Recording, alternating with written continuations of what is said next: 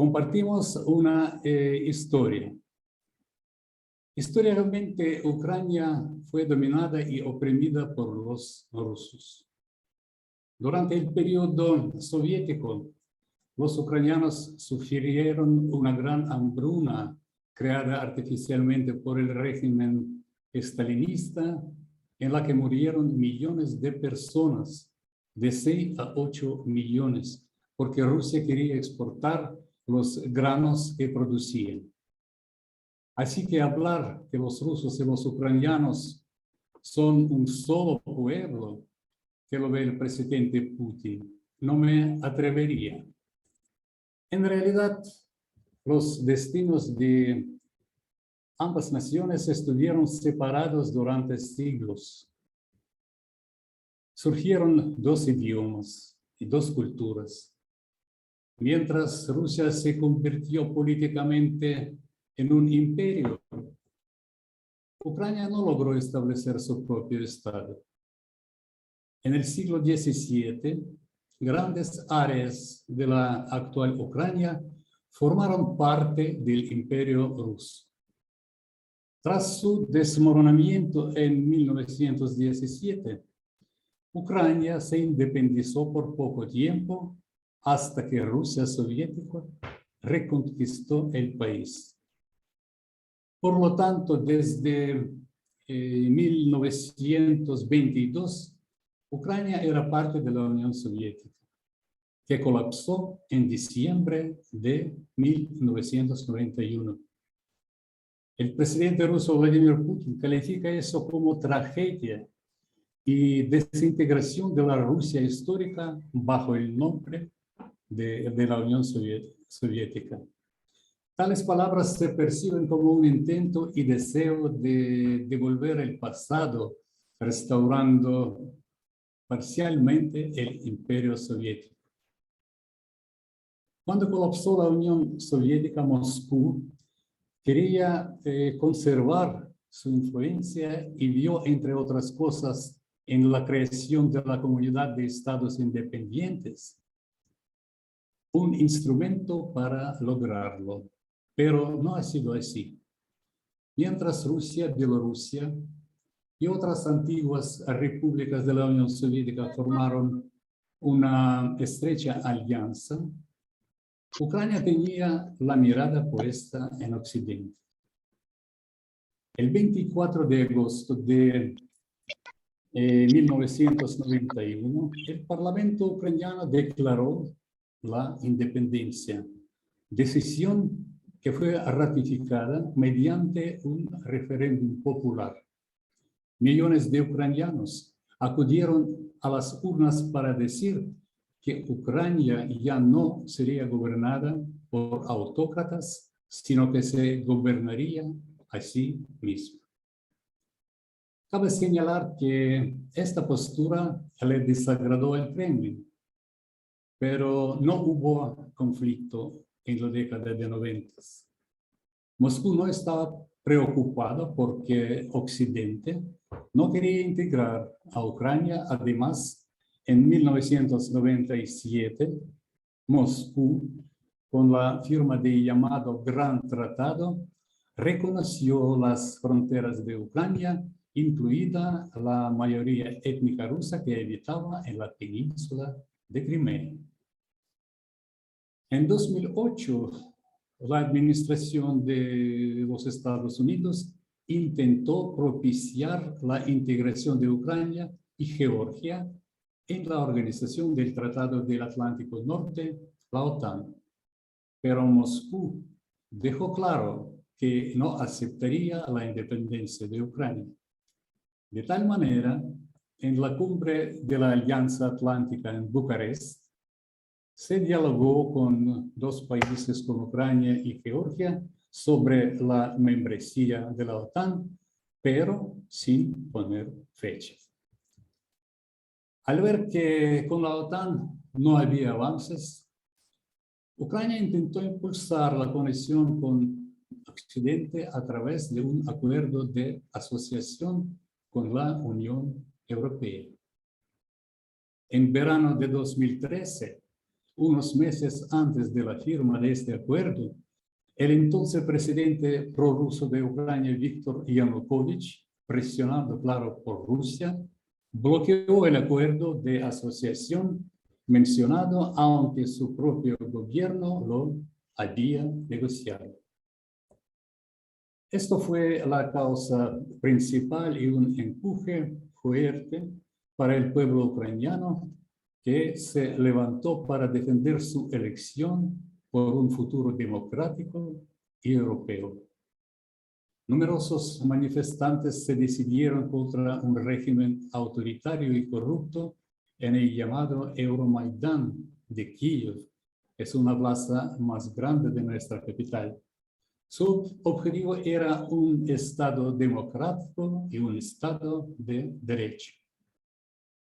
A pesar del frío invernal en aquella época y la violencia estatal, miles de ciudadanos se manifestaron durante meses en la plaza principal.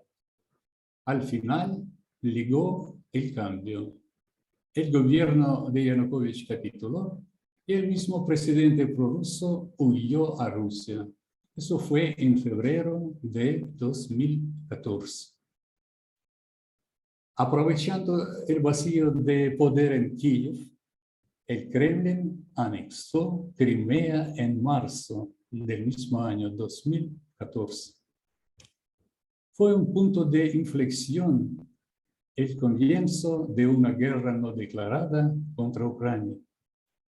Al mismo tiempo, las fuerzas militares rusas comenzaron a movilizarse en las cuencas mineras de la región de Donbass, en el este de Ucrania. Se proclamaron así llamadas repúblicas populares en las ciudades de Donetsk y Lugansk, con rusos a la cabeza. El gobierno de Kiev esperó hasta después de las elecciones presidenciales de mayo de 2014 antes de lanzar una gran ofensiva militar. Desde entonces, el Kremlin teme perder influencia sobre Ucrania y dejar de inspirar el debido respeto en el suelo ruso. Esto fue la última gota que colmó el vaso y la amistad con Rusia se resquebrajó. Por lo tanto, el conflicto armado con Rusia se prolonga desde hace ya 8 años. Los rebeldes prorrusos siguen luchando contra el ejército ucraniano en este conflicto que se ha cobrado más de 14.000 vidas ucranianas. Otros miles han resultado heridos. Ciudades enteras han sido destruidas. Casi 1,5 millones de ucranianos han huido de sus hogares para escapar de la violencia. Para los ucranianos que viven en Crimea y ciertas regiones de Donbass temporalmente ocupadas, la presión es aguda. Cientos de ucranianos están retenidos como prisioneros políticos por Rusia y sus apoderados. Cientos de familias no saben si sus seres queridos están vivos o muertos. Hay que decir que el problema central es que Moscú no quiere aceptar y nunca aceptaba la independencia de Ucrania. Parece evidente que lo que le interesa a Rusia es mantener un conflicto prolongado de baja escala para debilitar a mi país. Y esto está sucediendo lamentablemente no solo con Ucrania. Después del colapso de la Unión Soviética, todas las antiguas repúblicas socialistas soviéticas se convirtieron en países soberanos. Uno de ellos es Georgia mencionada. Rusia lo invadió en 2008. Otro es Moldavia. Rusia mantiene ahí tropas y municiones contra la voluntad de su pueblo. Si Rusia invade y ocupa Ucrania, ¿qué será lo siguiente? Sin duda, los esfuerzos de Rusia por convertir a sus vecinos en estados títeres por controlar sus actividades y por reprimir cualquier chispa de expresión democrática se intensificarán. Por eso es extremadamente importante que nuestros socios, yo tengo en cuenta las ciudades europeas, a las ciudades que forman parte de la OTAN, los Estados Unidos y otros, siguen presionando políticamente a la Federación de Rusia, aplicando los instrumentos diplomáticos y de sanciones para que Moscú devuelva el cauce jurídico internacional. A este respecto, cabe señalar que Rusia sigue violando la Carta de la ONU, el derecho internacional y sus obligaciones internacionales. Ucrania tiene una amarga experiencia y bien sabe la diferencia entre lo que está suscrito en el papel y la implementación práctica de los compromisos contraídos.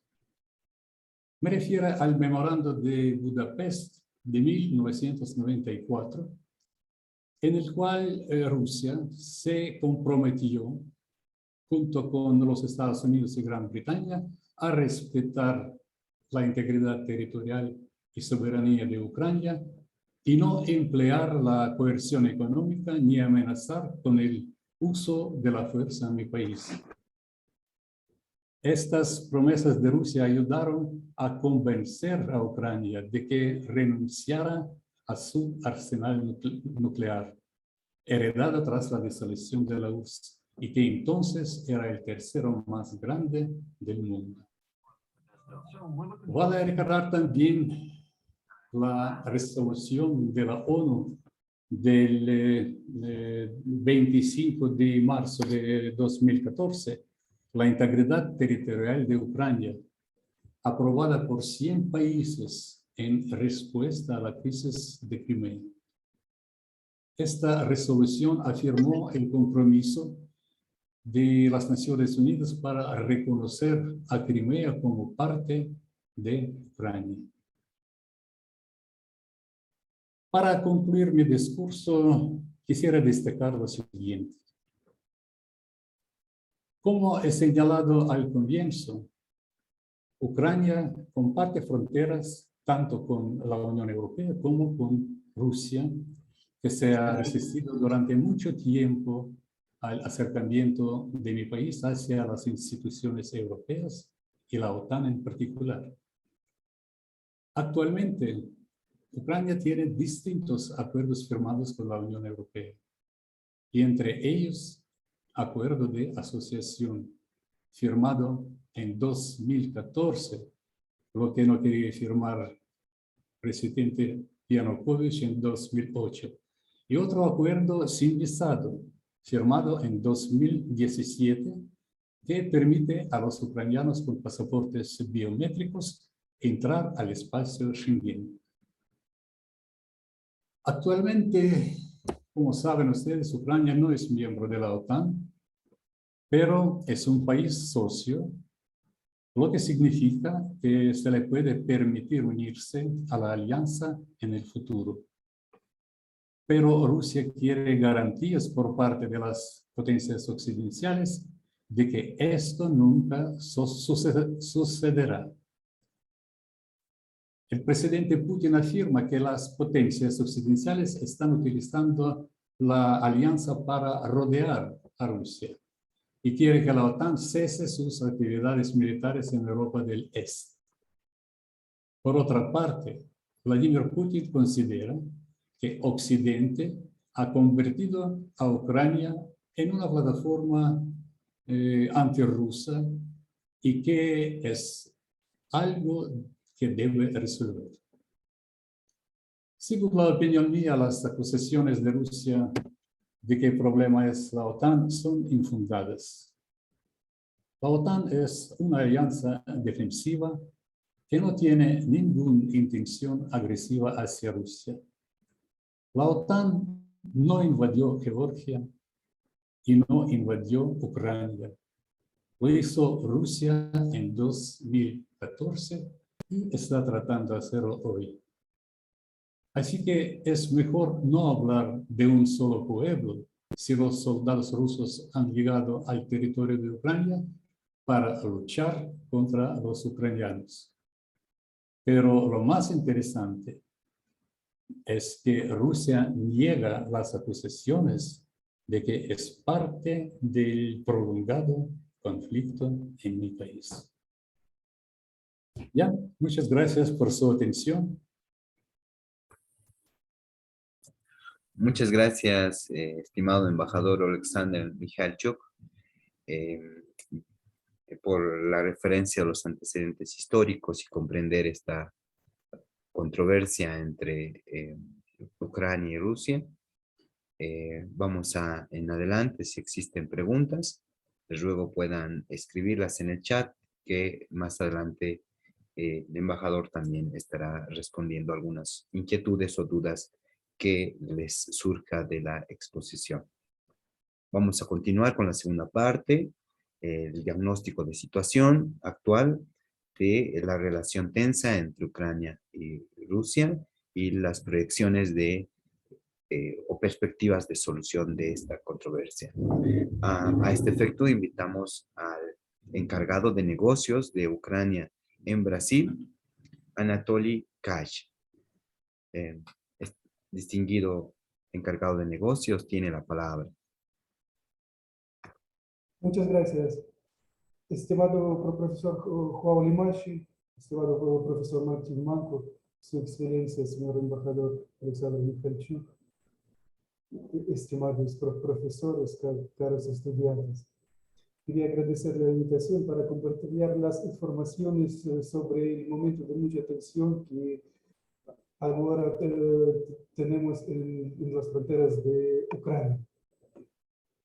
Como señor embajador ya mencionó, el 20 de febrero de 2014, Rusia inició una guerra contra Ucrania. La agresión comenzó con la ocupación de la República Autónoma de Crimea y algunas partes de regiones de Donetsk y Lugansk. Durante estos 8 años fueron muertos 14.000 personas. Tenemos 27.000 personas heridas y 1,5 millón de personas desplazadas internamente.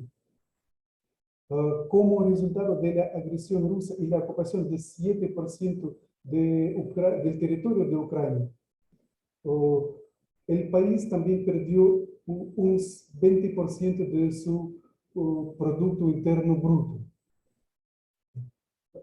Rusia continúa ignorando sus obligaciones internacionales y obligaciones como la potencia ocupante, continuando la persecución política en los territorios ucranianos, en particular por motivos étnicos y religiosos. Y también estas regiones sufren de la violación de los derechos humanos. Se celebran las elecciones ilegales, reclutamiento ilegal de los ciudadanos ucranianos para el ejército ruso. Eso para mencionar. Rusia continúa llenando el Donbass con las armas pesadas y los equipamientos militares sofisticados. Continúa construyendo las fortificaciones militares en los territorios ocupados.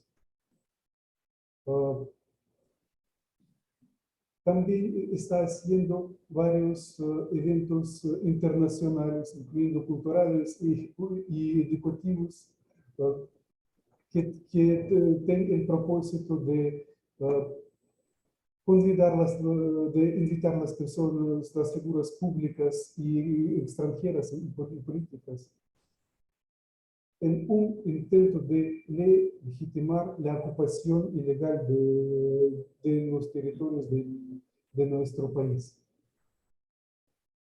En este momento nos enfrentamos a una crisis de seguridad muy grave en Europa. No se trata solamente de Ucrania, es el problema de paz, seguridad y estabilidad de toda la Europa. Rusia continúa su desarrollo militar amenazando a Ucrania. En diciembre de 2021,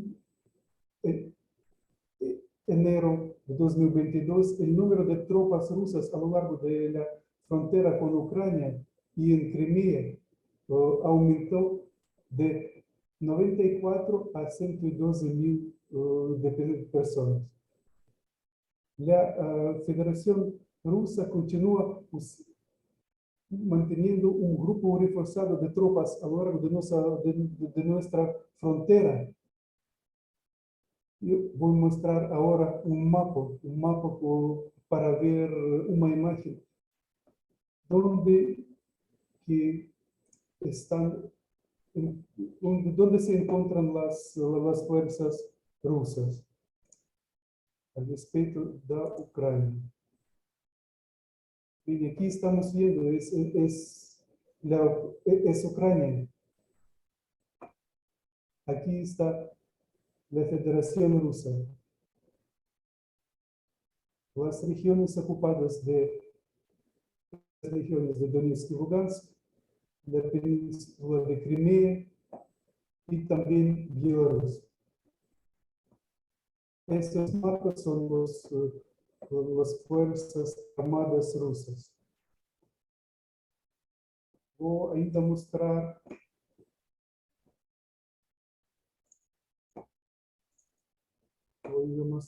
otra. Las medias internacionales ya están proyectando cómo que podría ser agresión rusa actual. De todos estos, aquí está indicado la región de Transnistria, donde también hay fuerzas militares rusas.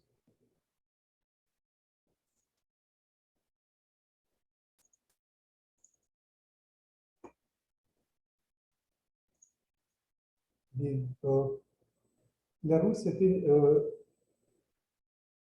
en las fronteras con Ucrania 40 grupos tácticos. Son 112.000 soldados, 90, de los cuales 90.000 de las Fuerzas Armadas y 20.000 son componentes navales y aéreos. Rusia también está aumentando las actividades de reconocimiento en la región de Mar Negro. El 4 de noviembre de 2021, los presidentes de Rusia y Belarus aprobaron una doctrina militar de Estados Unidos que refuerza integración de los componentes armados de Rusia y de Belarus. Y prevé también establecimiento de un centro de comando conjunto para los sistemas de defensa aérea. Después de los ejercicios militares de 2021, una significativa parte del equipamiento militar ruso no se ha retirado de Belarus, incluyendo las unidades de defensa antiaéreas C-400 y los aviones de combate Su-30.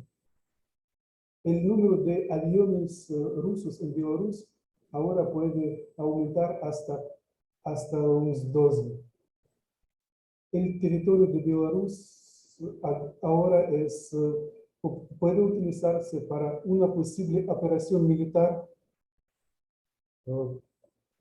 y todavía tenemos que lembrar que el 20 de febrero están previstos los ejercicios conjuntos de Rusia y Bielorrusia, de Belarus en el territorio de Belarus. Que también aumenta el personal militar ruso en Belarus. En el Mar Negro, Rusia llevó también 30 barcos de desembarco y botes adicionales. Eso aumentó la capacidad de ataque 5 veces y la capacidad de desembarco 2 veces. Rusia está interrumpiendo la navegación internacional en el Mar Negro y en el Mar de Azov, bloqueando el paso de los barcos a través del estrecho de Kerch. El 26 de enero, la flota rusa inició otro ejercicio en Mar Negro, en el que participaron más de 20 buques. Es una fuerte militarización de Crimea, de los mares Negro y de Azov. Y esas todas movilizaciones militares representan una amenaza para Ucrania. También para toda la región litoral y una región mucho más amplia que está conectada por los mares. Rusia está continuando a violar el alto de fuego en Donbass. En 11 meses del año pasado fueron lanzados 2.346 ataques contra posiciones ucranianas. 65 soldados ucranianos fueron muertos, 261 heridos. 29 militares de las Fuerzas Armadas de Ucrania fueron asesinados por francotiradores. Además de estas acciones militares, la Federación de Rusia está lanzando ataques cibernéticos, aumenta la desinformación y siembra el pánico en la sociedad. Rusia apoya y financia las campañas públicas destinadas a desacreditar el proceso de vacunación en Ucrania. Los mismos mensajes que estaban usados en Ucrania también fueron difundidos en Moldavia. Rusia también reduce el tránsito de gas a través del territorio de Ucrania, bloquea la exportación del carbón y crea la escasez de suministro de gas para aumentar los precios del gas. Esos todos esos conjuntos de medidas que nosotros ahora estamos llamando de una guerra híbrida, que tiene muchos aspectos diferentes.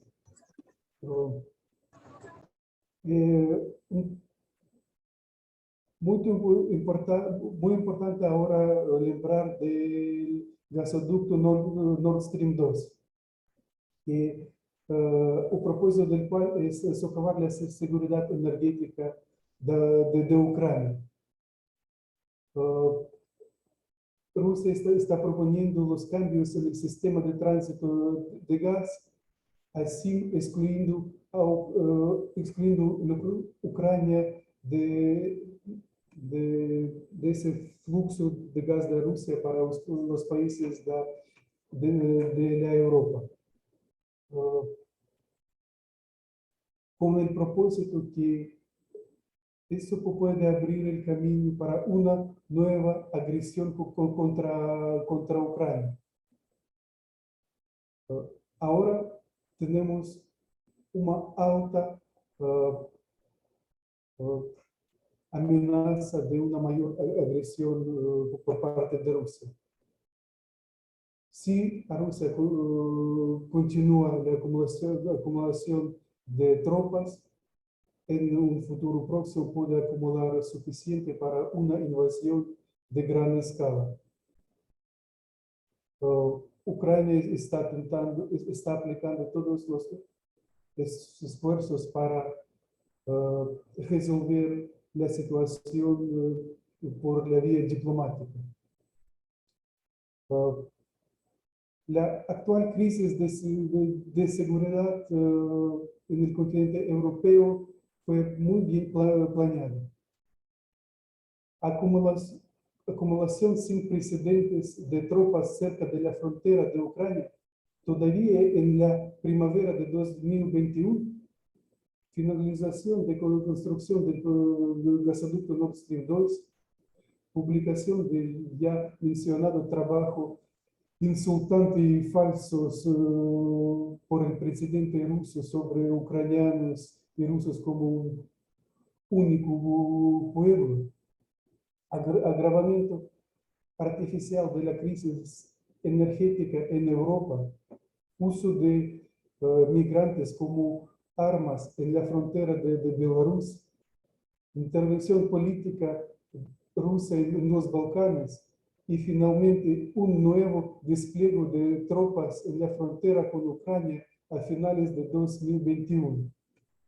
Estas acciones también van acompañadas de operaciones de desinformación y ciberataques.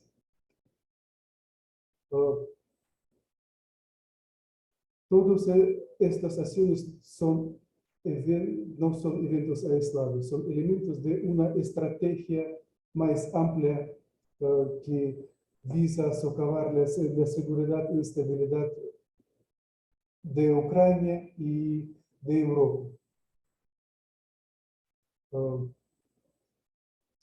También quisiera mencionar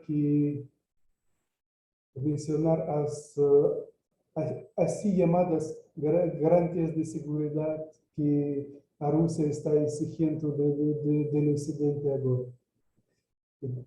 Todos entendemos que son las demandas intencionalmente inaceptables.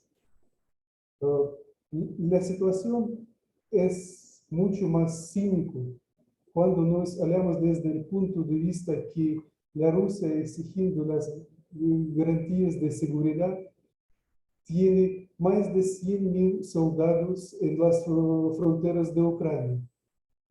Mantiene ocupada la península de Crimea y algunas partes de las regiones de Lugansk y Donetsk.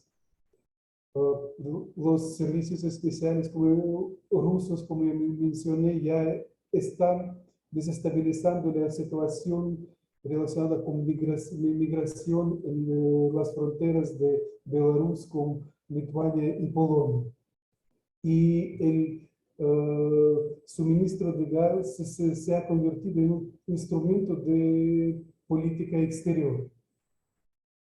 Nosotros consideramos que la Rusia no tiene voz sobre la membresía de Ucrania en la OTAN. Ni Ucrania ni la OTAN no van a cruzar esta línea roja. El Occidente no aceptará dar a Rusia garantías legales de que la alianza no se expandirá hacia el este, ya que esto sería una derrota estratégica. Las demandas de Rusia sobre esas garantías de seguridad son ilegítimas e inaceptables. Rusia no tiene el derecho de interferir en nuestro futuro ni en nuestras relaciones con la OTAN, la Unión Europea y los demás socios. Esto todo depende solamente de Ucrania y de los miembros de estas alianzas. La mejor garantía de seguridad en Europa sería poner fin a la agresión armada rusa y la ocupación de Crimea y las partes de las regiones de Donetsk y Donbass.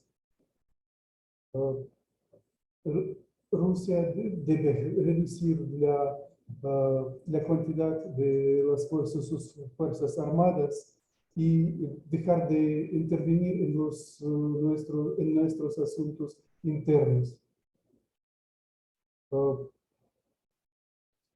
A pesar de que Rusia reforzó sus tropas en las fronteras de Ucrania, todavía no hay indicadores que la decisión ya fue tomada en Kremlin sobre el inicio de un nuevo ataque. Siendo ese el caso, nosotros deberíamos continuar con los esfuerzos diplomáticos.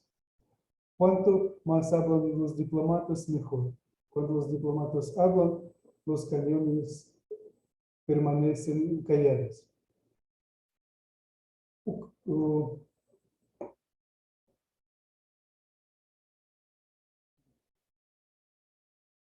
Ucrania en este momento tiene un nivel de apoyo internacional sin precedentes.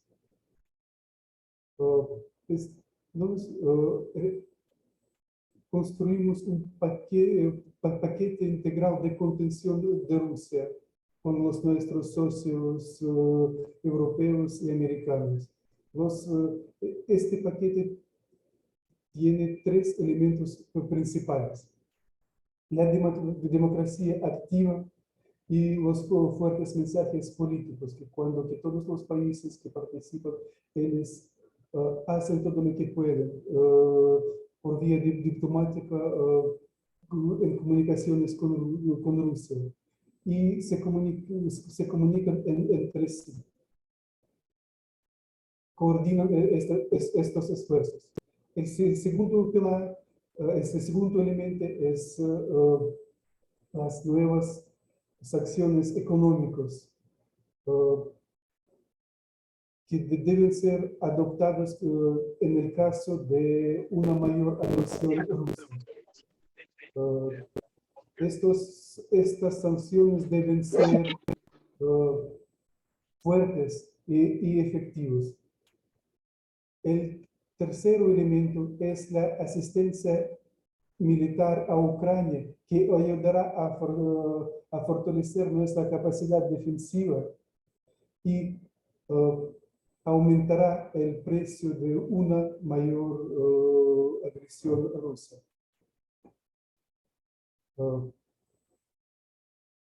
La implementación de esta estrategia reduce los riesgos y disuade a Rusia a perseguir intenciones agresivas.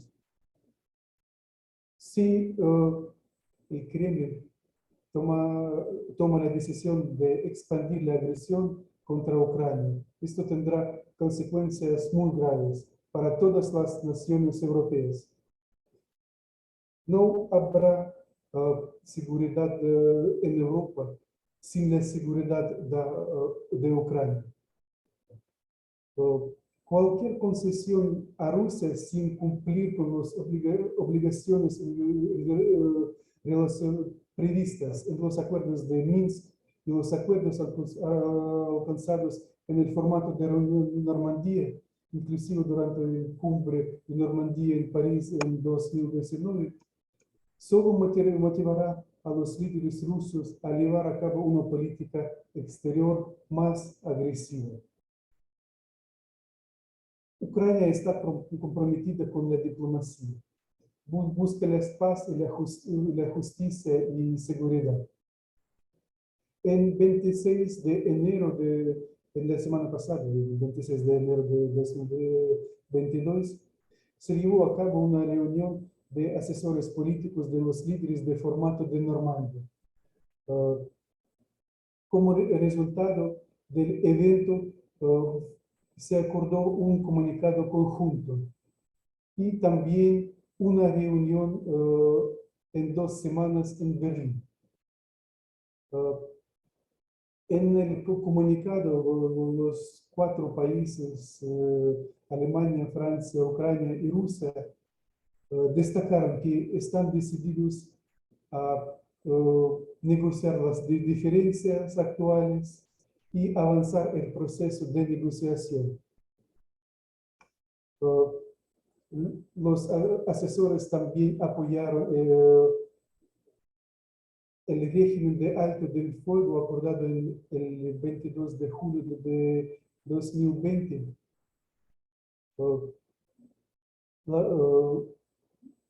Las partes también discutieron la importancia de intensificación del trabajo del grupo de contacto tripartito, que incluye Rusia, Ucrania y la OSCE, también como los grupos de trabajo para avanzar rápidamente en la implementación de los acuerdos de Minsk. La renovación de este formato de Normandía es una señal muy positiva, porque permitió volver a negociar y realizar una especie de auditoría de la implementación tanto de los acuerdos de Minsk como de los acuerdos de los líderes del formato de Normandía de 2019. El comunicado mencionado de esta reunión es el primero documento acordado desde la cumbre de los líderes del Cuarteto de Normandía en diciembre de 2019. Las partes, claro, tienen muchas diferencias sobre la visión de implementación de los acuerdos de Minsk, pero hay voluntad de avanzar en el proceso de negociación. Entonces hay espacio para resolución diplomática de crisis. También quiero lembrar que en 31 de enero de 2022 fue realizada la reunión del Consejo de Seguridad de la ONU, que es también un importante paso para disuadir una nueva agresión armada de Rusia contra Ucrania.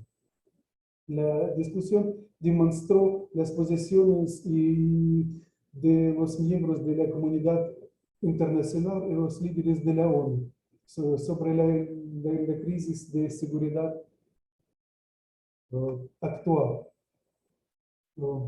A pesar del intento de Rusia de interrumpir la reunión, el Consejo de Seguridad demostró un enfoque responsable de la diplomacia preventiva de acuerdo con la Carta de la ONU, que autoriza el Consejo de Seguridad a considerar cualquier situación que amenaza la paz y la seguridad internacionales. Los resultados de la reunión confirmaron la posición de la gran mayoría de los miembros del Consejo de Seguridad de la ONU sobre la inaceptabilidad del aumento sin precedentes de armas y fuerzas rusos en la frontera ucraniano-ruso y ucraniano-belarus. También quiero hablar un poco sobre un nuevo formato de consulta y coordinación internacional que fue establecido el año pasado para poner fin de la ocupación de Crimea, la plataforma internacional de Crimea. En el año pasado, 47 delegaciones participaron en su cumbre inaugural. Todos los estados de G7 se convirtieron en cofundadores de la plataforma. El lanzamiento de la plataforma demostró la unidad de sus participantes con respecto a la protección de las normas y principios del derecho internacional y la inviolabilidad de las fronteras internacionalmente reconocidas. Son 5 vías prioritarias de las actividades de la plataforma de Crimea. Es la política de no reconocimiento, el aumento de las acciones en respuesta al intento de anexión de Crimea, protección de los derechos humanos, incluyendo el derecho internacional humanitario y el patrimonio cultural de Crimea. También discusión sobre los asuntos relacionados con la libertad de navegación en el Mar Negro y Mar de Azov. Y el último, quinto, mitigación del impacto económico y ambiental adverso a la ocupación de Crimea y en la región. La plataforma opera en nivel de expertos, en nivel parlamentar y en nivel gubernamental. Y es abierta para adhesión de otros estados. Entonces, bien, yo pienso que hablé mucho. Muchas gracias por la atención. Pienso que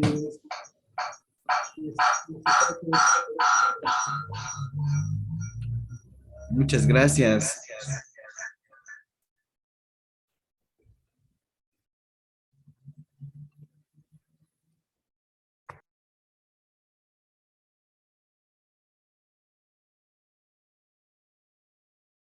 Bien, muchas gracias, Su Excelencia. Eh, Anatoly.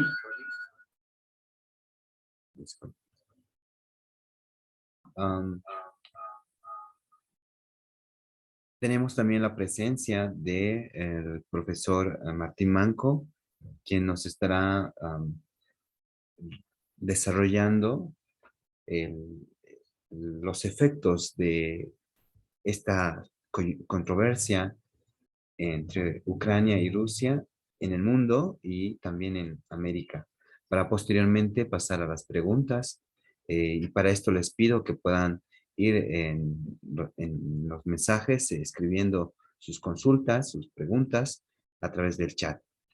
En ese sentido, pues muchas gracias a nuestro estimado doctor Martín Manco, quien ha sido corresponsal de GESA en Ucrania y es asesor también en temas militares. Doctor Martín Manco tiene la palabra para poder presentar su ponencia en esta conferencia. Muchas Bueno, ante gracias. todo, buenas tardes y buenas noches ahí en Ucrania, embajador Alexander. Asimismo, saludo a el encargado de negocios. ¿Me escucha o no? ¿Me escucha? Sí, se escucha muy bien. ¿Mañana venimos? Al señor excelentísimo encargado de negocios, Anatoly. Un gusto conocerlo, que sea por esta vía. Saludos a las autoridades de la Universidad El Alto, Pública del Alto, a Joao y a todos los presentes. Voy a hacer una breve explicación de lo que podría repercutir en América Latina las tensiones que están produciéndose entre Ucrania y, más que todo, las tensiones que está generando Rusia a Ucrania y lo que se está generando con la OTAN. Pues para ello pasamos a la primera diapositiva, por favor. Le pasé las diapositivas a... Podemos agrandar la diapositiva a Joao.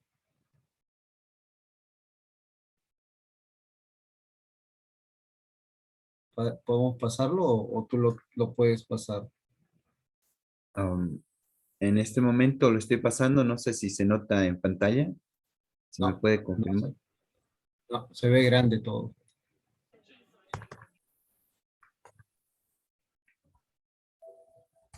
Voy a explicar dos cosas, ¿no? Las repercusiones económicas y las repercusiones a nivel del derecho internacional. Las repercusiones económicas, primero hay que conocer Ucrania, ¿no? Ya creo que lo han explicado mis antecesores sobre la situación de Ucrania, pero ¿qué es Ucrania? ¿Qué hace Ucrania? ¿Qué produce Ucrania? Ya la parte histórica, ya el embajador Mikhailchuk ya la explicó, también lo ha explicado Anatoly. Necesitaría ver si bajan las diapositivas. Ya, o no, o de repente les puedo compartir pantalla. Sí, estás habilitado para compartir pantalla, pero estoy compartiendo la pantalla, no sé si se nota el mapa. ¿Se nota? No, no se nota el mapa. O sea, a mí se me han quedado congelados, ¿no? Y ya. Entonces, tienes la posibilidad de compartir. Yo voy a dejar de compartir para que puedas... perdón.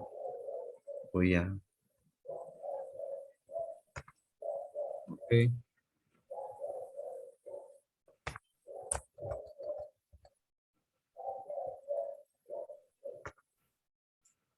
Muy bien. Ahora sí puedes compartir. Ok.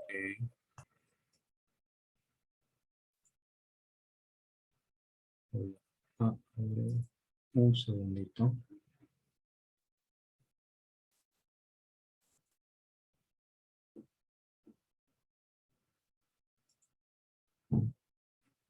No sé si la tengo compartiendo la pantalla.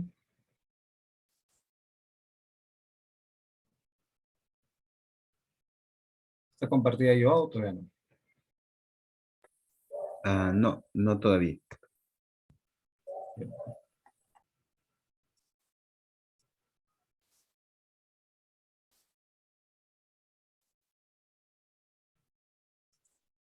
Ahí tenemos.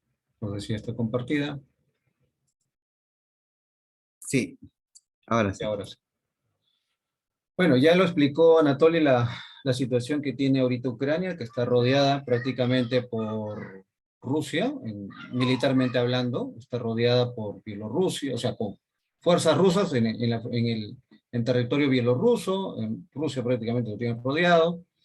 El Mar de Azov, prácticamente Ucrania está teniendo problemas para ingresar a esta zona, y obviamente en el Mar Negro tiene rodeado con fuerzas militares los rusos, y en la Transnistria también tiene fuerzas militares. Entonces, tenemos acá una fuerza que está generando como una olla a presión a un país pequeño, si bien es cierto, es el más grande de Europa, de Europa con excepción de Rusia. Sin embargo, está generando una olla de presión alrededor de Ucrania, y bueno, obviamente las provincias o los, eh, las zonas de Donetsk, Lugansk, que han sido tomadas por los terroristas con apoyo de los rusos, ¿no? Bueno, eso es para tener una idea gráfica de las cosas. También tenemos la zona de Crimea que ha sido, o el territorio de Crimea que ha sido tomado por Rusia, que luego explicaré cuál es la repercusión en el derecho internacional esa toma de Crimea, ¿no? Porque termina siendo un mal precedente internacional. O sea, ya Putin ha dicho de que la cuestión de Crimea no hay discusión, Crimea se queda con Rusia. Eh, la creación de países títeres o países que no son reconocidos por la ONU también es un tema que lo voy a tocar dentro del derecho internacional, porque es algo que está generando Rusia, porque no solamente estamos hablando de Donetsk, Lugansk, Osetia del Sur, estamos hablando del Nagorno-Karabaj, estamos hablando de otras zonas donde se crean repúblicas no reconocidas por las Naciones Unidas. Repúblicas o estados, incluso cuando yo estuve en el 2014 en Ucrania, veía algunas panfletos que decimos nosotros así en el castellano nacional, decimos panfletos que hablaban de la República Popular de Odessa, ¿no? Cuando estuve en Odessa había unos panfletos que decían República Popular de Odessa. Me parece que la intención era, o la intención de los rusos es también cerrar a Ucrania, quitarle toda esta zona costera, llegar a la Transnistria y terminar pues convirtiendo a Ucrania en una especie de país parecido a Bolivia, o sea, cerrado al mar, ¿no? O sea, prácticamente quitarle el mar. Ucrania, ¿qué es lo que puede, o qué le brinda al mundo, ¿no? Le brinda al mundo algo muy importante, ¿no? La agroindustria, ¿no? Agroindustria que muchos países consideran a Israel como el genio de la agroindustria, o el país más industrializado en este tema. Ucrania también tiene una gran industria en este rubro, ¿no? Que podría también apoyar a muchos países de América Latina, ¿no? Y desarrollar muchos países de América Latina, especialmente el Perú, Bolivia, ¿no? Tiene el avión más grande del mundo, que es el Antonov. No sé si alguna vez escucharon, el avión más grande del mundo es ucraniano, ¿no? Y de la empresa Antonov. El Perú es un país usuario de la empresa Antonov. Obviamente, si hay un conflicto entre Rusia y Ucrania, o sea, Rusia agrediendo a Ucrania, que sería lo mejor que podríamos decir, porque no es tanto una guerra entre dos países que están equilibradamente en fuerza, ¿no? Sería la agresión de Rusia a Ucrania. Lo que tendríamos aquí sería pues un gran problema en el Perú por el tema de abastecimiento, dado que Perú es un usuario de aviones Antonov, de motores Motorship, que también vienen de Ucrania, y varias cosas más, ¿no? Entonces, entre otras repercusiones que tendría el Perú, ¿no? Y también de repente Bolivia. También produce cohetes, produce sistemas de satélites, produce motores, como lo estoy ya antes lo acabo de decir, de Motor Sich, que tenemos acá en el Perú, que fabrica, perdón, trae los motores para los aviones MI-17, que son unos helicópteros, perdón, no aviones, unos helicópteros MI-17, que obviamente para sobrevolar los Andes, con motores rusos no podrían sobrevolarlo, por eso que se usan los motores ucranianos en los helicópteros MI-17 para poder sobrevolar los Andes, ¿no?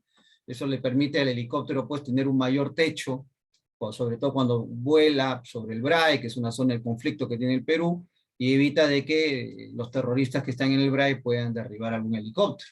Ese es un conflicto que tiene el Perú años. También tenemos lo que es el desarrollo que hacen sobre su industria submarina, ¿no? Que hace Ucrania.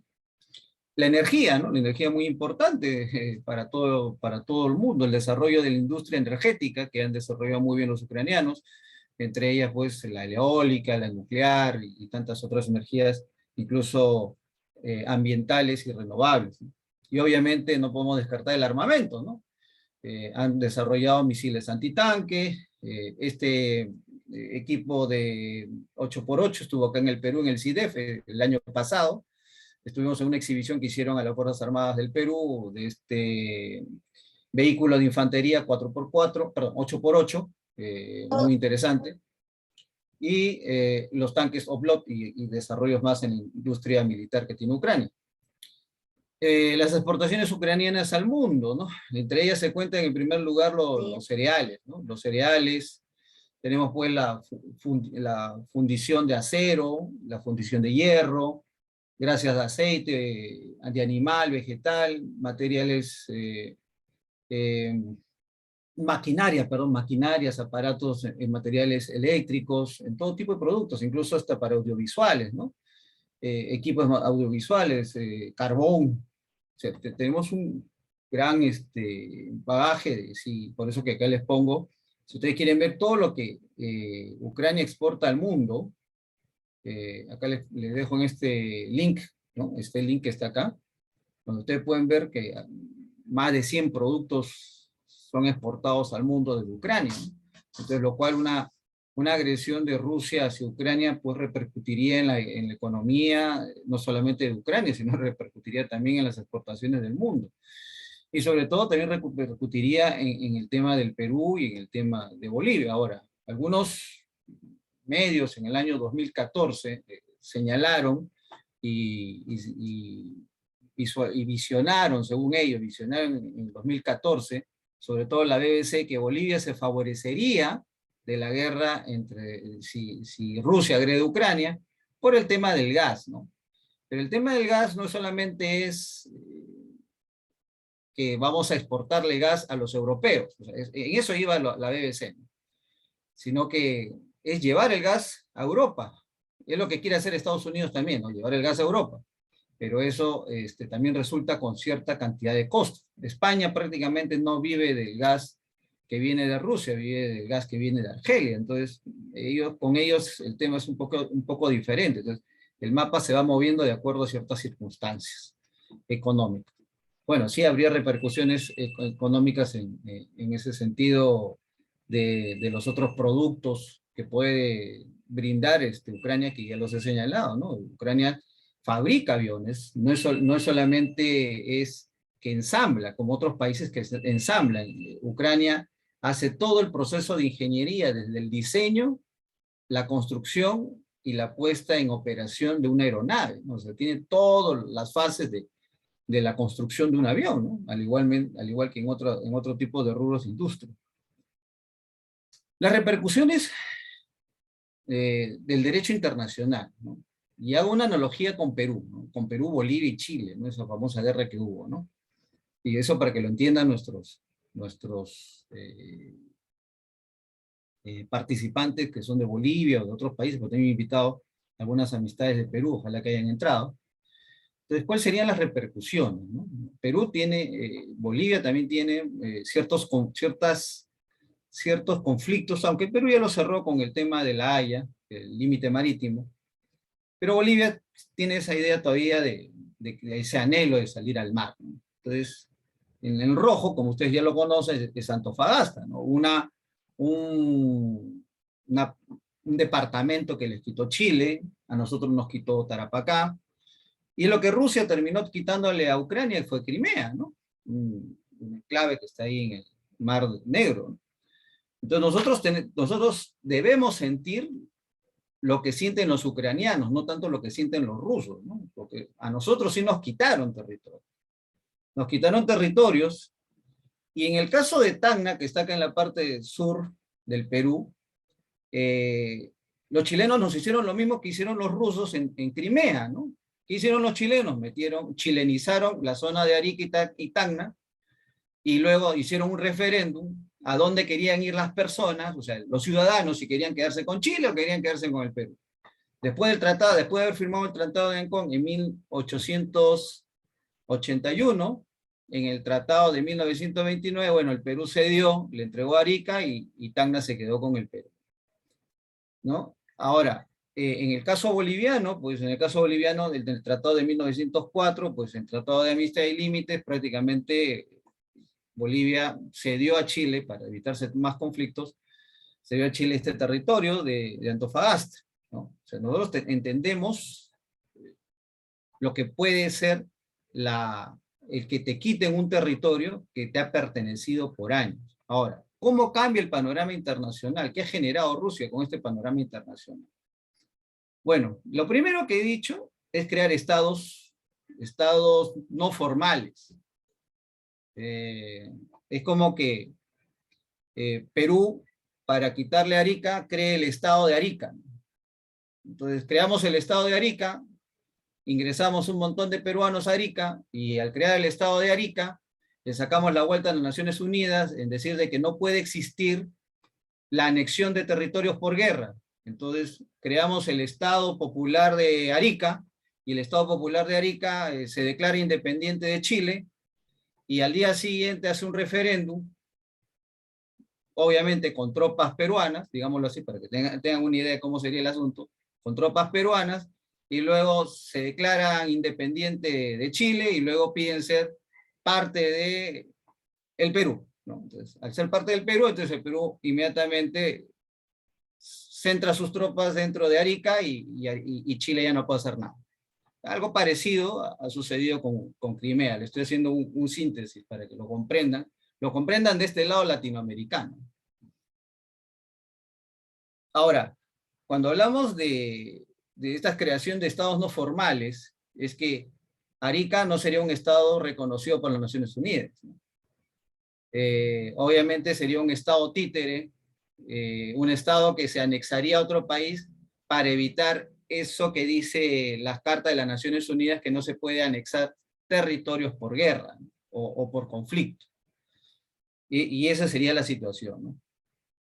Ahora, sobre la libre determinación de los pueblos, ya me agarro de la libre determinación de los pueblos. Obviamente, ingreso gente de otra nacionalidad a ese territorio para que en el referéndum traten de intervenir. O voy segmentando personas, o como dijo Anatoly, creando desinformación en el territorio a fin de crear pánico, expectativas, cambio, baja de moral, etcétera, en estas poblaciones. Entonces eso es lo que está generando, ¿no? Se supone que a la creación de las Naciones Unidas no puede haber anexión de territorios por guerra. Entonces quiere decir de que los únicos mecanismos para poder recuperar territorios sería la paz. Eso es la vía que fue el Perú, por ejemplo, con el límite marítimo, y eso es lo que fue Chile con el tema de la salida al mar a La Haya, ¿no? O sea, ha ido por medios diplomáticos. Pero ¿cuál es el mal ejemplo que está generando Rusia, ¿no? Que Rusia está utilizando la fuerza para anexarse territorios, pero sacándole interpretando la norma de las Naciones Unidas y prácticamente engañándole al mundo, ¿no? Diciendo, no, Crimea, ellos son los que han querido ser parte de Rusia, y como hay rusoparlantes, nosotros tenemos que ir a defenderlos, y por eso Crimea ahora está con Rusia. Entonces es una forma de engañar a la Carta, o sea, tratar de engañar a la Carta de las Naciones Unidas para buscar una legalidad en ese sentido, ¿no? Cosa que si uno lo ve de la forma real, lo que ya dijo el embajador Alexander, es que en el memorándum de Budapest, Rusia y Estados Unidos y los países que participaron, sobre todo Rusia, se comprometió a respetar la integridad territorial de Ucrania. Y estamos hablando de que ese memorándum de Budapest de 1994 es posterior a la Carta de las Naciones Unidas. Cuando Ucrania se independiza de la Unión Soviética, o cae la Unión Soviética, el 5 de diciembre de 1991, Crimea estaba bajo la tutela de Ucrania, es decir, Crimea era territorio ucraniano, Crimea era parte integral del territorio ucraniano, no de Rusia. Bueno, algunos dirán cosas de Khrushchev, sea lo que sea. Ucrania se independiza en el año 91 de la Unión Soviética, y como parte integral de su territorio estaba Crimea. Luego, en 1994, con el memorándum de Budapest, Crimea pertenecía o estaba perteneciendo a Ucrania. Entonces, el resto que quiera hacer Rusia o que diga Rusia son argumentos para tratar de engañar a las Naciones Unidas, a tratar de engañar a las naciones miembros de las Naciones Unidas para justificar su presencia en Crimea. Por eso que les hago el ejemplo entre Perú, Bolivia y Chile, lo que a nosotros nos pasó en el siglo XIX, para poder entender el contexto de lo que está pasando en Ucrania, sobre todo en el tema de Crimea y en el Donetsk, Lugansk, ¿no? Injerencia, como ya lo dijo Anatoly, injerencia en la política de otro Estado, es decir, si a mí no me gusta, o sea, si al Estado chileno no le gusta la política peruana, entonces, ¿qué hago? Y digo, atenta contra la seguridad de mi país, entonces tomo Tacna y creo la República Popular de Tacna para crear acá un Estado sin anexármelo, ¿no? Pero creo un Estado barrera, ¿no? Un Estado barrera, eso se llama en geopolítica Estados barrera, ¿no? Creo un Estado barrera en Tacna a fin de que las fuerzas militares del Perú no puedan generarme una inseguridad, digámoslo así. O sea, y eso genera también una presión, ¿no? Entonces, estoy presionando a que el Perú cambie su política. En este caso, ¿qué es lo que sucede con Ucrania? Entonces, cuando yo estoy invadiendo Donetsk, Lugansk, porque en realidad sí lo está invadiendo Rusia, que digan que son prorrusos, que digan que son ucranianos prorrusos, que digan que ahí no hay ningún ruso, eso es falso, o sea, porque esa parte de la frontera entre Rusia y los oblats de Donetsk y Lugansk, hay rusos ahí, ¿no? Entonces, ahí hay una injerencia en la política del Estado, o sea, es decir, Ucrania, para mantener sus dos provincias, está siendo presionada, coaccionada, invadida por Rusia, a fin de que su política internacional sea prácticamente amarrada por los rusos. O sea, entonces, la libre determinación de los pueblos se ve en dos sentidos, ¿no? O sea, ¿cuál es el sentido de que se debe dar exactamente a la libre determinación de los pueblos? Ellos están jugando que la libre determinación de los pueblos de Donetsk y Lugansk es que ellos sean un Estado. Un Estado un Estado autónomo o dos Estados autónomos dentro de Ucrania. Porque Rusia no los reconoce como Estados tampoco, o sea, no los reconoce como repúblicas ni nada, simplemente los tiene como unas barreras de contención frente a la OTAN, a Europa del Oeste y sobre todo en Ucrania, para tenerla presionada en su política interna también, interna y externa sobre todo, ¿no? Si te vas a Europa del Oeste, entonces vas a perder Donetsk, Lugansk, ¿no? Y te puedo yo atacar, invadir, ya te estoy rodeando y estoy generando toda una olla de presión, ¿no? Entonces, por eso quiero hacer eso hincapié para que todos ustedes tengan el entendimiento de lo que está pasando en esta parte de Europa, ¿no? Entonces, y eso de crear zonas de seguridad, ¿no? O sea, Rusia no solamente exige a la OTAN y a Estados Unidos compromisos de seguridad, sino está creando zonas de seguridad, ¿no?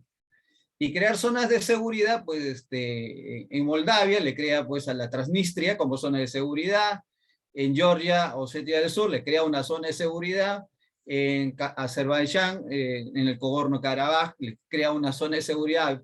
Entonces, siempre Rusia está buscando enclaves territoriales a fin de presionar en la política interna de los países, en este caso de Ucrania, de Moldavia, de Georgia y de otros países más, ¿no? ¿Qué obliga a esto? Obliga este precedente de Ucrania, perdón, de precedente de la presión rusa hacia Ucrania, crea un precedente internacional y un mal precedente internacional. Quiere decir entonces que si Rusia se anexó Crimea, entonces también Bolivia puede exigir la devolución de Antofagasta. Y luego Brasil puede exigir la devolución de algunos territorios a Bolivia, Perú exigirle devolución de territorios a Bolivia, o Bolivia exigirle devolución de territorios a Perú. E imagínense todo el panorama que comenzaría a surgir gracias a lo que han hecho los rusos. O sea, gracias, lo digo entre comillas, ¿no? Por decir todo lo que han generado los rusos. Y esto genera también un tema de que puede incrementarse el gasto en armamento, ¿no? Entonces, ¿qué quiere decir el gasto en armamento? Entonces, para sentirme seguro, voy a tener que invertir en armamento. Voy a tener que gastar en armamento. Entonces, para mantener mis zonas de seguridad, voy a tener que incrementar mi gasto armamenticio. Y en vista de este mal ejemplo dado por los rusos, entonces quiere decir lo siguiente. Hablemos de dos precedentes, ¿no? Hong Kong y Malvinas. Los ingleses le devuelven Hong Kong a China porque obviamente China tenía pues alrededor de unas 1000 bombas, o sea, unas 1000 razones nucleares para devolverle a China Hong Kong, sin ningún problema. Se lo devolvió, no hizo problemas, Gran Bretaña le devolvió. En el caso de las Malvinas no se lo devuelve a los argentinos porque los argentinos no tienen capacidad militar para enfrentarse a la Gran Bretaña y ellos se van a quedar en las Malvinas como ellos y cuando ellos deseen. Entonces, es ese precedente que están usando los rusos, como los británicos, con relación ahora a Crimea. Entonces, ¿qué obligaría a países como Ucrania y a varios otros países que tienen reclamos de recuperación de su territorio, o sobre todo de mantener su integridad territorial? Armarse. Y invertir ese gasto en armamento frente a una presión de un país o una potencia que potencialmente puede ser agresora. Ahora, Rusia exige a las naciones, a la OTAN, perdón, y a Estados Unidos, que le brinden seguridad. Pero Rusia no está brindándole tampoco seguridad a Ucrania. O sea, ¿dónde está el compromiso de Rusia que le va a brindar seguridad a Ucrania de no invadirla? Si ya el memorándum de Budapest no lo ha respetado, ¿qué podemos esperar mañana con los rusos?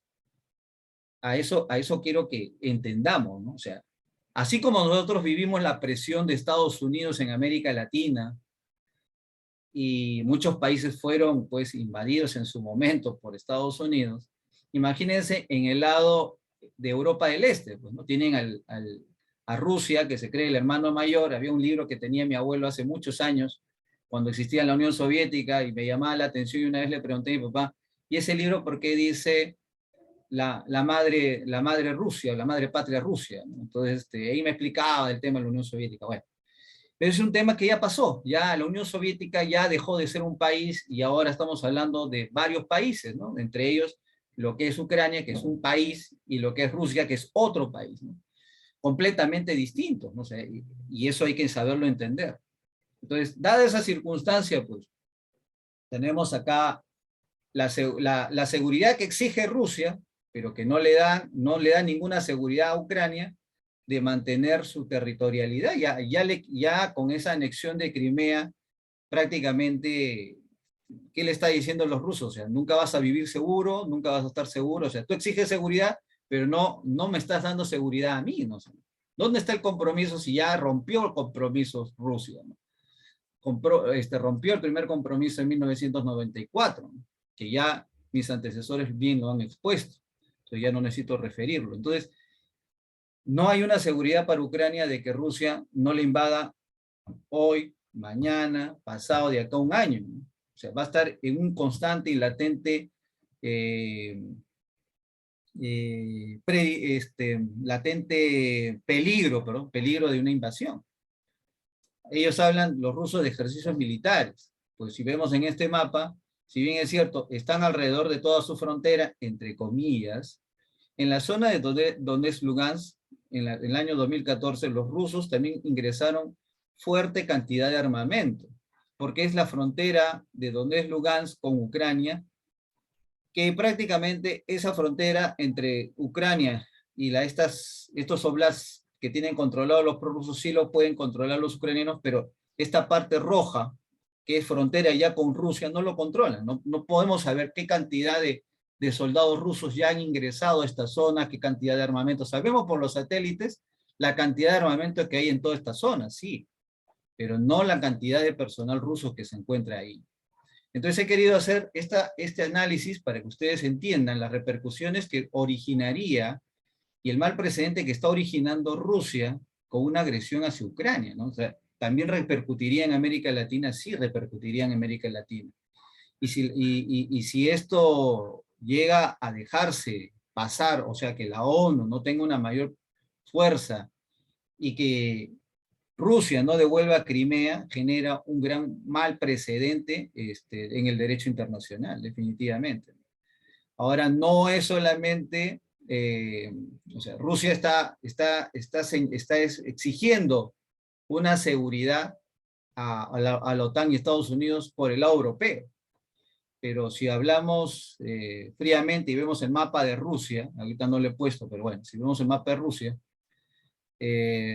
Rusia tiene el lado de Asia, ¿no? Y en el lado de Asia, con Estados Unidos, con Alaska, prácticamente los kilómetros son muy cortos, ¿no? Creo que son alrededor de unos 35 kilómetros nada más que dividen a la parte rusa de Asia con Alaska, Estados Unidos, y ahí yo no veo que los rusos estén armando, haciendo ejercicios militares y señalando de que cuál es la seguridad que le da a Estados Unidos de no invadir Rusia por el lado de Alaska, ¿no? ¿Y por qué los rusos no van a Alaska a defender a los rusos parlantes que todavía viven en Alaska? Y ahí sí no dice nada el señor Putin, ¿no? El señor Putin en ese lado, en silencio, ¿no? Y obviamente cualquier ataque que hubiera entre ambas potencias no sería tanto por el lado de Europa, ¿no? Sería más por el lado del Ártico, si es que hablamos de, si el señor Putin está tan preocupado de los misiles, yo creo que sería más por el lado del Ártico, ¿no? Pero bueno, esa es mi opinión.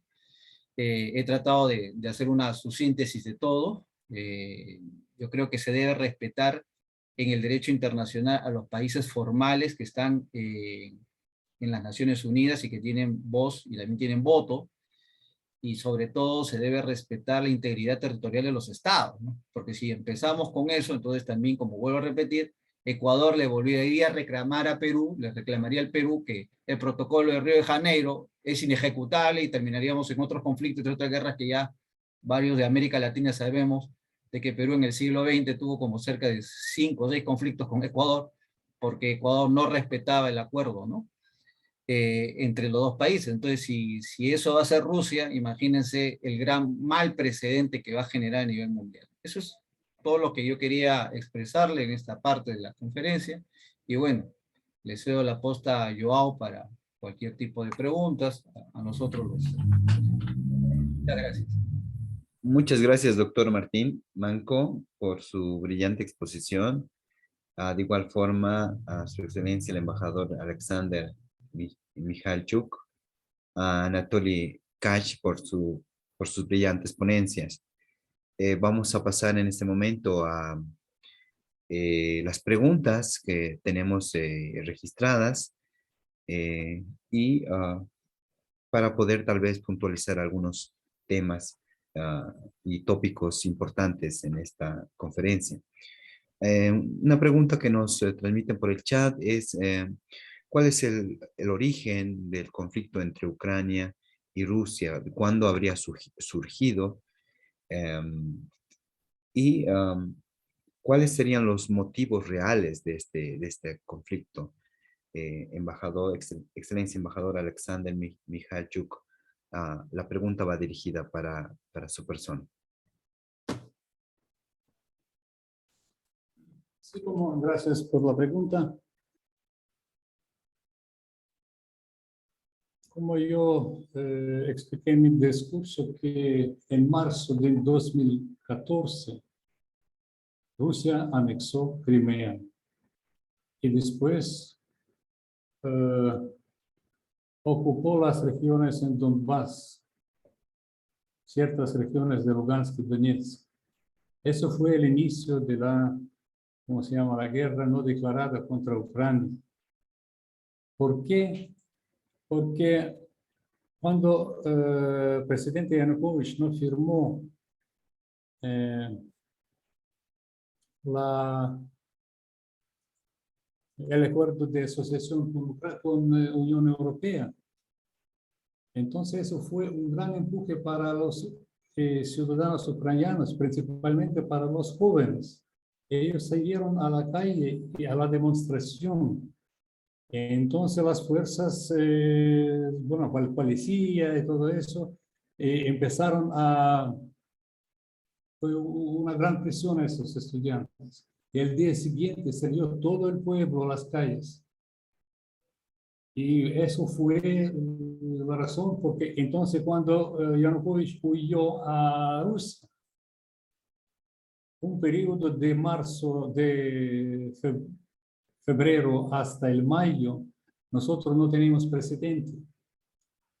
Fue el que, bueno, fue encargado, sí, señor, pero el presidente Poroshenko lo elegimos en mayo de 2014. Y fue este lapso de tiempo que, bueno, nosotros no teníamos presidente. Más que yo quiero decir que origen, eso fue origen. ¿Y qué otra pregunta usted ha dicho? Cuestionando... Oye, sí, disculpe, por favor. ¿Por qué Crimea? Porque Ucrania tiene la salida en el sur al Mar Negro. Y los buques militares de Rusia estaban allá, según un acuerdo hasta tal año, los buques militares rusos estaban baseando allá en Sebastopol y en otros lugares de Crimea. Entonces, cuando Yanukovych huyó a Rusia, ellos enseguida anexaron Crimea, porque temían que van a perder esta base militar para sus buques. Eso fue también una causa importante para que anexaron Crimea. Muchas gracias por la respuesta muy clara y precisa. Para Su Excelencia, el encargado de negocios, Anatoly, la pregunta, hay dos preguntas. Una ¿es posible a través de la diplomacia encontrar una solución? Y en su caso, ¿quiénes deberían participar en las negociaciones o en las negociaciones que se están realizando? ¿Están los actores que deberían estar para poder tener un escenario de confianza, de certeza, o qué medios podrían ser los más adecuados para buscar una solución a esta controversia? Bien. La única solución es vía diplomacia. Existe en 2014 fueron asignados los acuerdos de Minsk, que estaban previendo alto de fuego y otras disposiciones. Después de estos acuerdos, las partes están negociando cómo que aplicar los acuerdos. Son cuatro lados que están participando: a Ucrania, a Rusia y Alemania y Francia como intermediadores. Ah, entonces, es la única salida es a vía diplomática.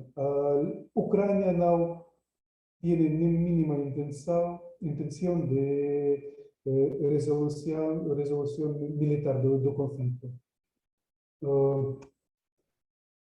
Sí, aquí es un proceso complicado, porque cada parte, porque la verdad Rusia tiene una visión particular. Está proponiendo primero realizar las elecciones en los territorios ocupados y prever en la Constitución de Ucrania que esta región va a tener un derecho de voto sobre la política exterior de Ucrania. Ucrania no puede aceptar estas propuestas, porque para realizar unas elecciones democráticas es necesario primero desocupar estos territorios, permitir el ingreso de los partidos políticos ucranianos para que también participen en las elecciones. Son los principales cuestiones, Muchas, diferencias. muchas gracias, excelentísimo Anatoly, por la respuesta. Él le ha respondido también a la pregunta que formularon en el chat. Para el profesor Martín Manco, la siguiente pregunta: ¿existe la posibilidad de una escalada en la beligerancia y la posibilidad de que el conflicto pueda llegar a ser un conflicto global, un conflicto mucho mayor? En su análisis y los efectos que esta controversia puede generar, puede tener características globales. Estimado doctor Martín Manco. A ver, buenas. A ver, Rusia no ha tenido buena experiencia tampoco, digamos, militarmente, veamos Chechenia, ¿no? No le fue muy bien, Afganistán tampoco le fue muy bien, y dudo mucho que si se meten en Ucrania tampoco les vaya a ir muy bien, ¿no? Pues, tampoco los ucranianos son personas que se van a quedar de brazos cruzados, ¿no?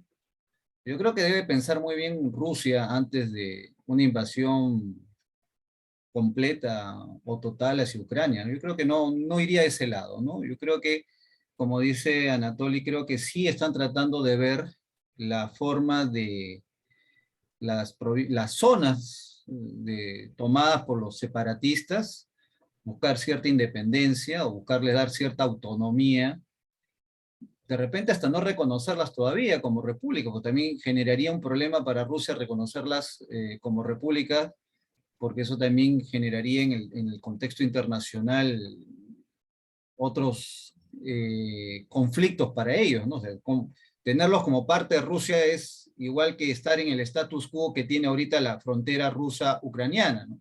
Es decir, solamente expandirse un poco más, correr un poco más de territorio.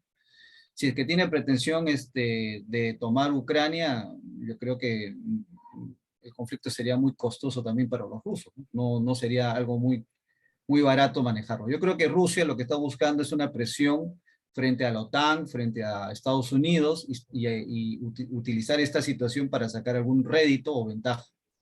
Y como dice Anatoly, la vía en este sentido sería la diplomática. Yo creo que la solución al conflicto es la devolución de Crimea de parte de Rusia y la no injerencia en los asuntos internos de Ucrania, es decir, que Rusia deje de estar abasteciendo a terroristas en el Donbass y de esa forma Ucrania tener el control total de su territorio como todo Estado, ¿no? Tiene el control territorial de su Estado, ¿no? De su superficie territorial. Eso yo creo que sería la única salida que tendría que hacer Rusia, ¿no? Y sobre todo también dar garantías a Ucrania de que no vuelva a suceder incidentes como este y respetar el memorándum de Budapest de 1994. Ahora, Si llegáramos a un conflicto, escalada mundial o tercera guerra mundial, tampoco. Lo que serían conflictos focalizados, donde quizás el mal precedente dado por los rusos generaría reivindicaciones territoriales en otras zonas del mundo, que serían ya conflictos muy aparte, ¿no? Y que no generaría una escalada bélica a nivel global, ¿no? Eso tampoco, ¿no? Lo que estaba refiriéndome es que las reivindicaciones que muchos países tienen, algunos países tienen sobre zonas territoriales como Argentina con las Malvinas China con Taiwán, podrían repercutir en un conflicto ya en otra escala, en otras zonas que no tendrían nada que ver con la zona europea. Muchas gracias por la respuesta, estimado doctor Manco.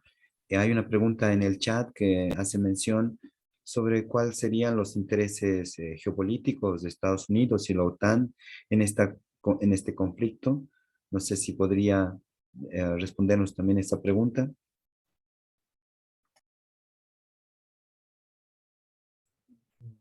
Ok. Como ya lo dijo el embajador Alexander, la OTAN es solamente un ente defensivo, o sea, solamente en caso de agresión, la OTAN participaría en defensa de los Estados miembros. No es un ente de agresión. Ahora, en el caso de los intereses de Estados Unidos y la OTAN, bueno, en el caso de los intereses de Estados Unidos, los intereses de Estados Unidos no tanto están metidos en los intereses de Rusia, ¿no? Más bien Rusia sí está infringiendo intereses de Estados Unidos, ¿no? Pero eso ya sería un tema de entre las dos potencias, ¿no? Y entre las dos potencias, pues obviamente no tiene injerencia prácticamente Ucrania. Ucrania solamente está reclamando su territorio, está reclamando que se respete la devolución de Crimea y la no injerencia en las zonas del Donetsk, Lugansk o el Donbass, como se dice, ¿no? Es nada más, ¿no? Y que Rusia, no sé, o sea, ya si el memorándum de Budapest no lo ha respetado, bueno, buscar un mecanismo de confianza y respeto de que no se va a volver no va a volver a interferir o atacar, pues, a Ucrania. Pero ese memorándum, ¿por qué se dio? Se dio porque obviamente las potencias pedían de que Ucrania entregara las bombas nucleares que se habían quedado del lado ucraniano después de la caída de la Unión Soviética, ¿no? Y Ucrania, como país pacífico, un país pacifista, entregó las bombas nucleares, porque pudo haberse quedado con las bombas nucleares. No se olviden de que cuando cae la Unión Soviética en el año 1991, Ucrania se quedó como la tercera potencia nuclear. Y pudo haberse quedado con las bombas nucleares, pero sin embargo tuvo ese gesto de decir, bueno, ok, llegamos a un acuerdo y desplazaron las bombas nucleares de Ucrania hacia Rusia. Al final Rusia se quedó con las bombas nucleares, se quedó con los aviones estratégicos, los Tupolev 126, si mal no me acuerdo ahorita el número, ¿no? Que eran aviones estratégicos que habían tenido los ucranianos también, ¿no? Y los rusos se los terminaron llevando, ¿no? Entonces, esa es la voluntad que tiene Ucrania, ¿no? Ser un país pacifista, ¿no? No sé quién lo quiere ver como un país guerrero, pero en realidad es un país pacífico. Pero obviamente va a saber defender su territorio y lo he podido visualizar y ver en el año 2014, gracias a una invitación que me hizo el embajador Alexander en el 2014, que pudo ir a su país, ¿no?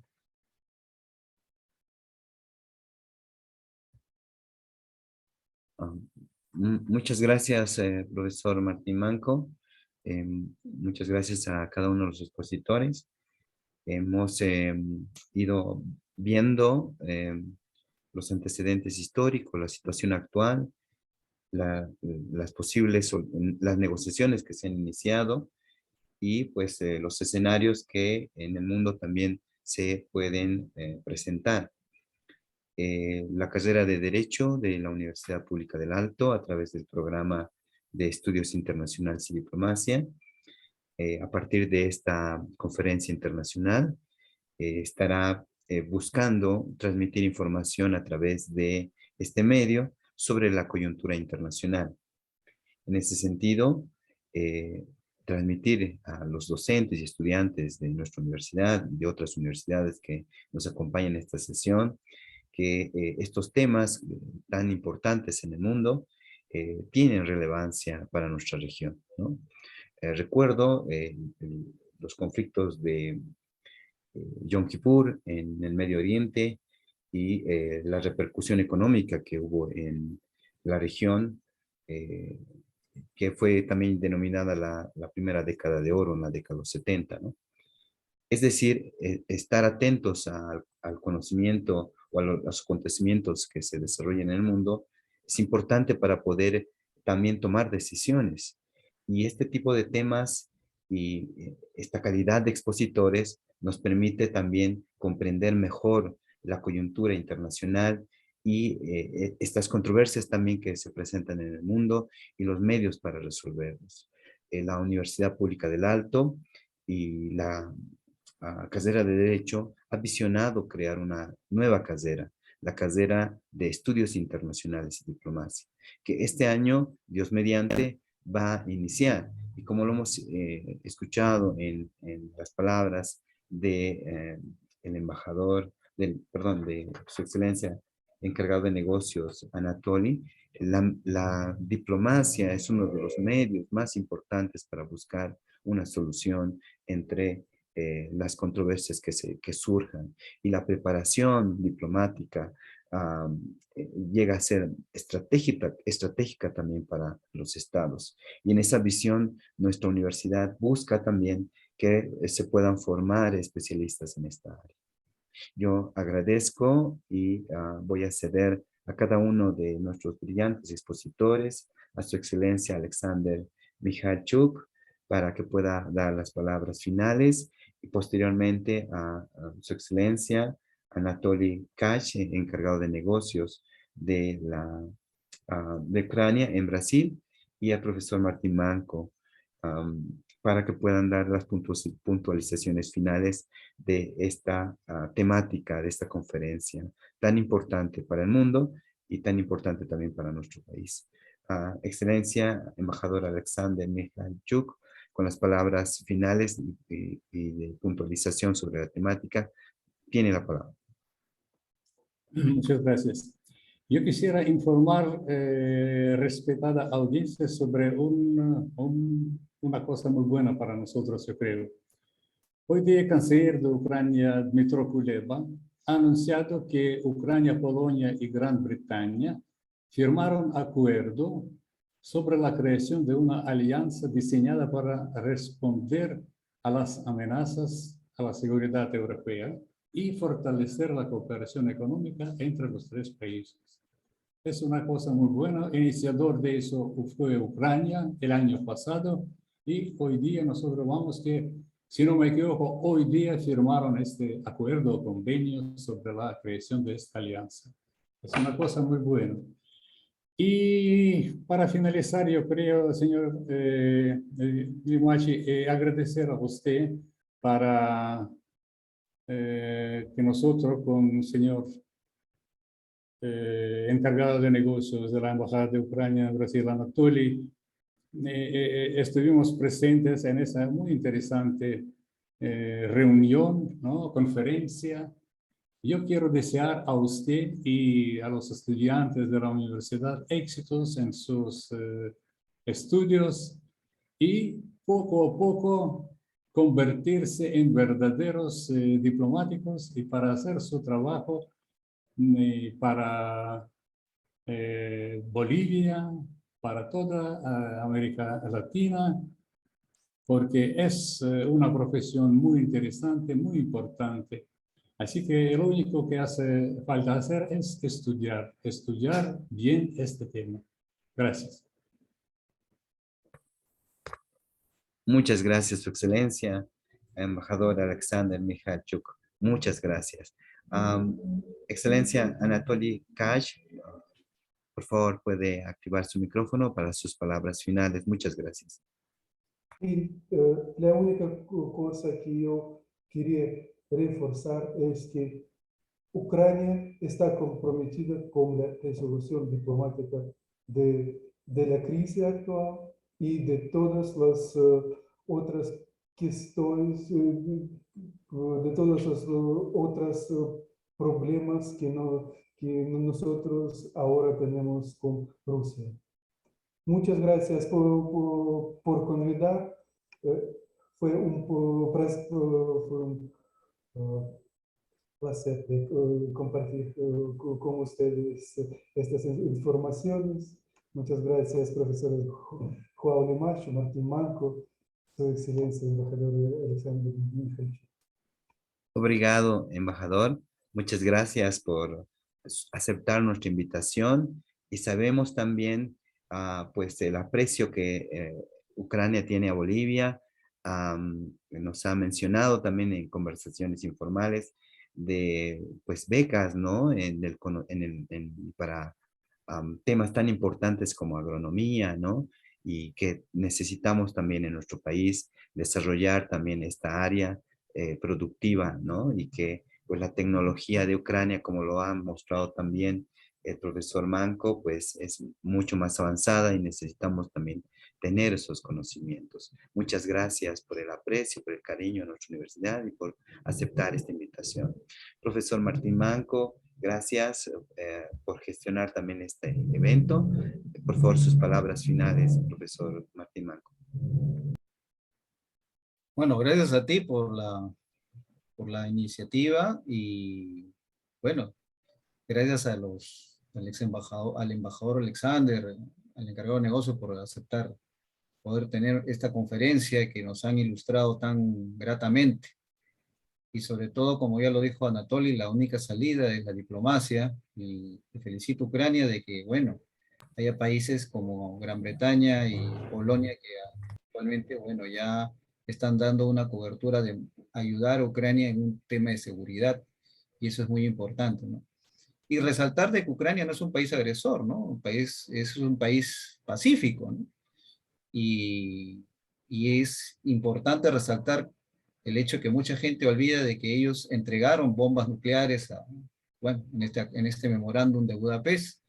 Eso resalta la voluntad pacifista que tiene y pacífica que tiene Ucrania, ¿no? Así que no se puede ver Ucrania como un país agresor, ¿no? Esas son mis palabras finales. Estimada concurrencia, profesores, estudiantes, hemos tenido el privilegio de poder tener expositores de alto nivel, brillantes, que nos han hecho entender la realidad actual en esta tensión que ha surgido en Europa del Este. Realmente nuestra universidad y nuestra carrera se siente muy agradecido a nuestros expositores y a ustedes que han escuchado estas brillantes ponencias. La carrera de Estudios Internacionales Diplomacia estará comunicándoles en adelante las certificaciones que va a entregar, tomando en cuenta la participación en este evento. Les agradecemos y agradecemos nuevamente a su excelencia, el embajador Alexander Michalchuk, al encargado de negocios de Ucrania en Brasil, Anatoly Kach, y al profesor Martín Manco. Que Dios nos los bendiga. Muy buenas tardes. Gracias por estar en esta conferencia internacional. Bendiciones. Gracias. Gracias. Gracias. Gracias, saludos a todos. Muchas gracias a todos. Gracias. Gracias, doctor. Gracias. Gracias a todos.